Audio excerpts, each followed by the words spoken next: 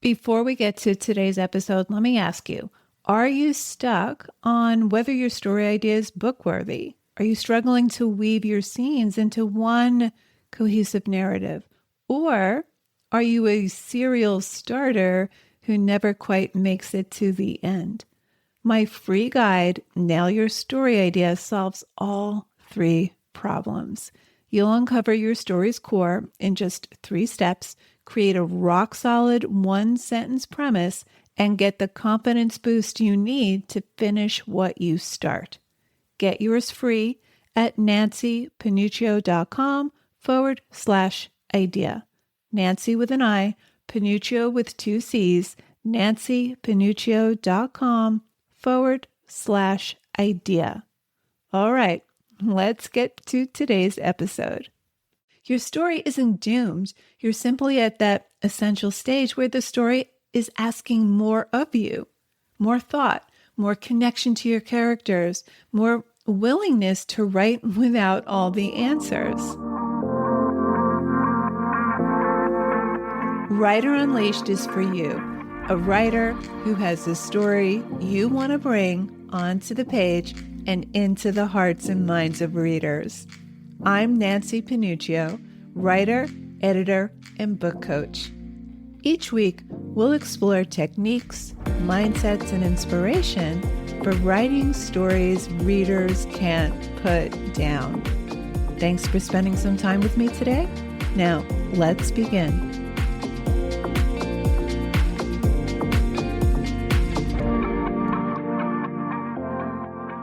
You're in the middle of your draft and feeling lost, and you might be asking yourself, what is this story even about? Where is this going? Did I take a wrong turn?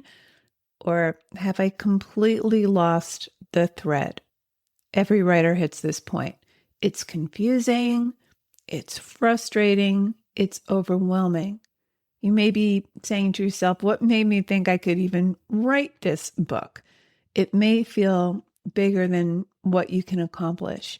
You may even want to abandon the whole thing, but don't do that, because feeling lost in the middle of writing or revising your draft isn't a sign that your story is not worth writing. It's not a sign that you don't have what it takes to write the story. It's a sign that you're deep in the process of figuring it out. And in today's episode, I'm going to help you zoom out, reconnect to the heart of your story, and find your way forward. And this is something you can do at any stage of the writing process. Anytime you start to feel lost and overwhelmed, whenever you feel like you need to get your arms around the volume of your story material. So let's start with a reality that every writer on the planet grapples with. You will lose your way at some point in your first draft, your second draft, and even during revisions. Revisions can be messy and tougher than you thought. When you begin a story, the idea feels exciting and clear. But once you're 20,000 words in or 40,000 words in, things start to get murky and the story inevitably starts to feel like it's falling apart.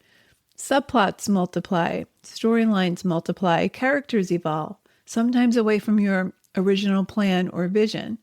Themes emerge that you didn't expect. The story gets too complex, touching on too many ideas or concepts, and the story becomes unwieldy. Suddenly, the roadmap or vision in your head doesn't match the story on the page.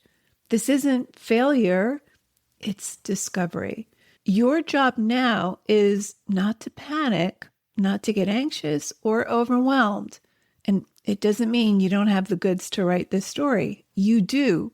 Otherwise, you wouldn't have the urge to write the story in the first place. Getting lost in your early drafts is totally normal. It's part of the process.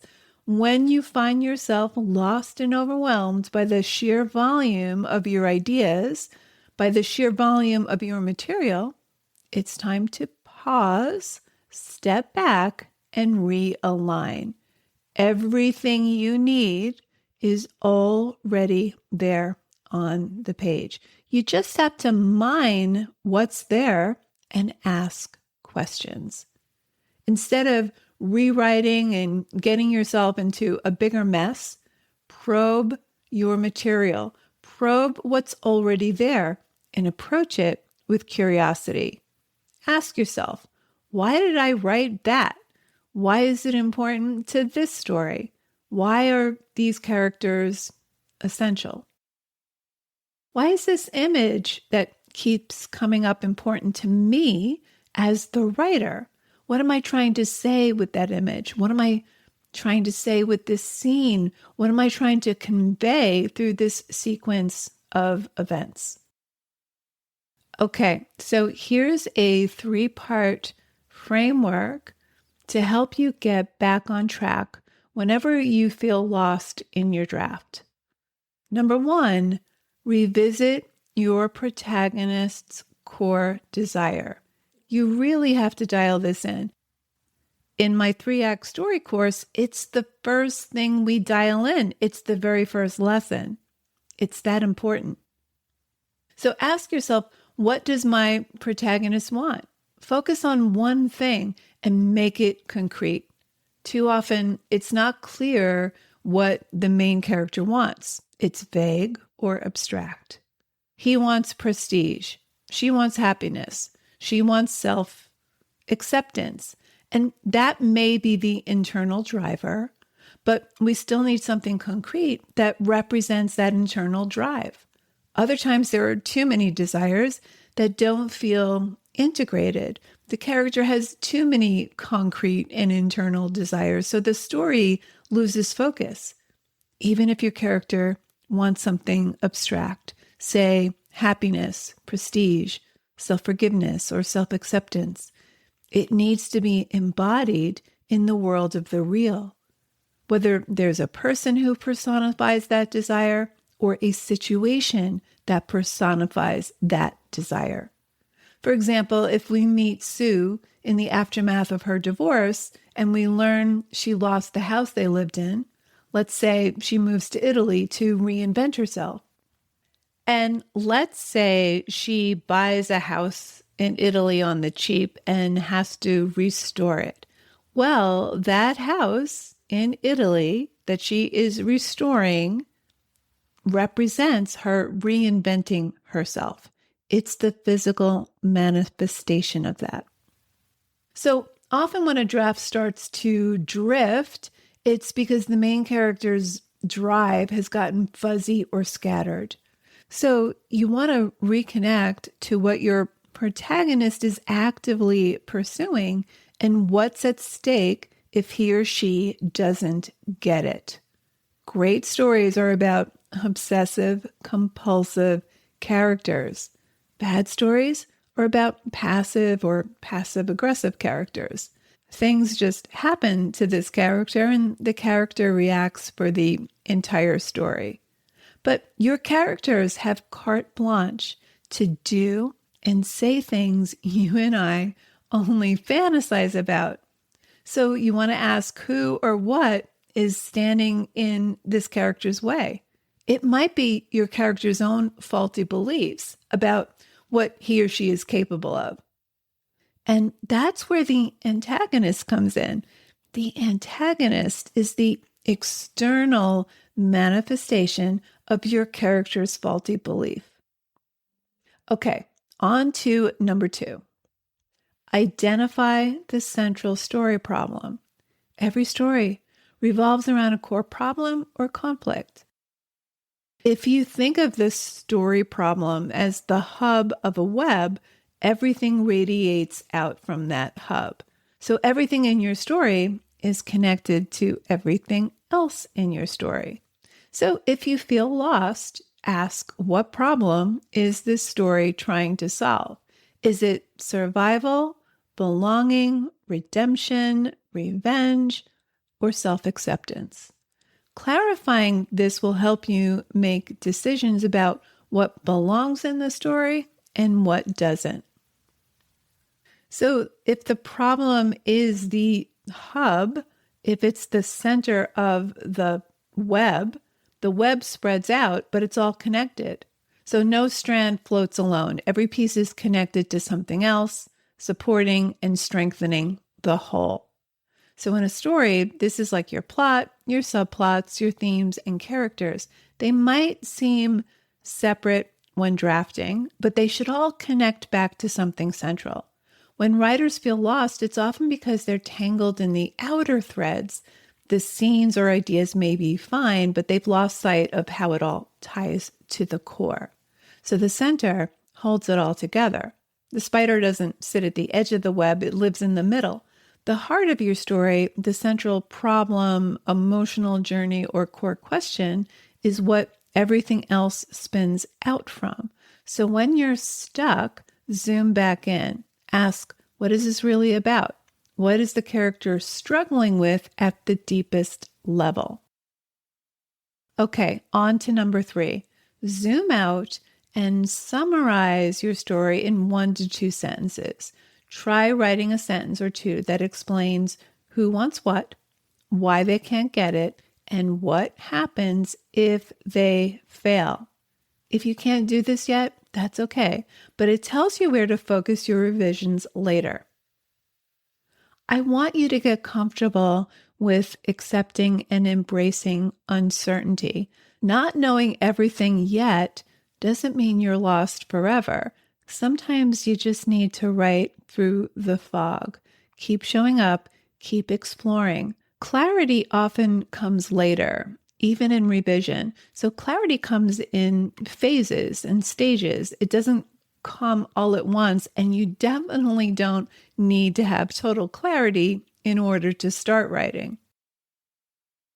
Okay, so what do you do if you're really, really stuck? If after reflection you still can't find your footing, free write about your story's themes and questions. Sometimes talking to yourself on the page unlocks new insights. You can also jump ahead and write a later scene. Moving toward a point of clarity can help guide your way back. You absolutely don't have to write your story from start to finish in any chronology. Write where the energy is and where you feel the most fascinated.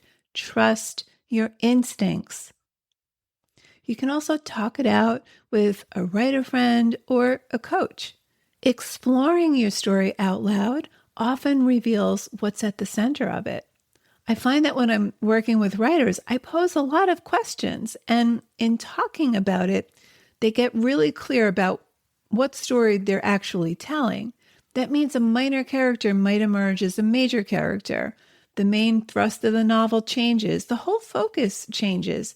And remember, feeling lost does not mean you've failed. It doesn't mean that your story doesn't work. It just means you're deep in the work. So if you're staring at your draft thinking, what am I even writing anymore? Take a breath. Your story isn't doomed. You're simply at that essential stage where the story is asking more of you, more thought, more connection to your characters, more willingness to write without all the answers.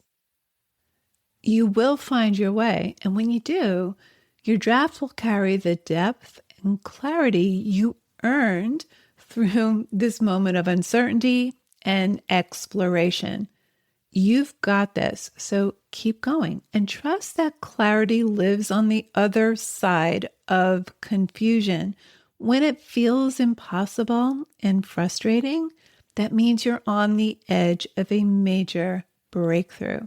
Trust me when I tell you that all that frustration, despair, overwhelm, it's a necessary part of growing as a writer, as growing as an artist, and writing the story. So to recap, number 1, revisit your protagonist's core desire, dial that in. Number 2, identify the central story problem. And number 3, zoom out and summarize. Who wants what? Why can't they get it? And what happens if they fail? So there you have it. I hope this episode gives you some comfort and inspiration and allows you to explore your story without beating yourself up, for getting lost. That is just part of the process. Thanks so much for hanging out with me today. I'll see you next week, same time, same place. Till then, keep writing, and I'll talk to you soon.